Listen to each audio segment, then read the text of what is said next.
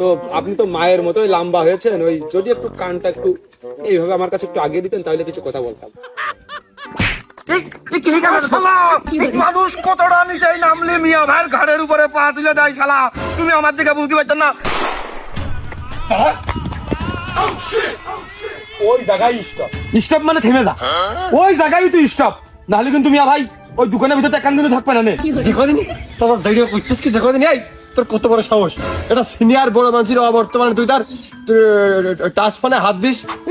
শালা আমার ফোন চালাই, ওই শালা ফোন কিনে যাই 2 বছর ধরে, কেন তোমার তো আনাছে কানাছে বাগান আগানে ওই পাট খেট মেতে যায় একটু হাই হ্যালো গো কেমন আছো কি করছো প্রিয়সী প্রিয় তোমার এসব কথা শুনলাম না শালা, তুমি ফোনটা আমার কাছে দিয়ে দাও, দেখো আমি মেয়েটে পটি আমি একটা বিয়ে করে ফেলদি, দাও না পারলে আমার কাছে দাও। ও সরি, ওই ফোন কিনার মধ্যে আমারও দণ্ড গিল, আর ভালো গুনি ওই ফোনটা তোর হাতে পড়েনি, ওই শালিশু বসতে হইতো, আরো কয়টা টাকা আমার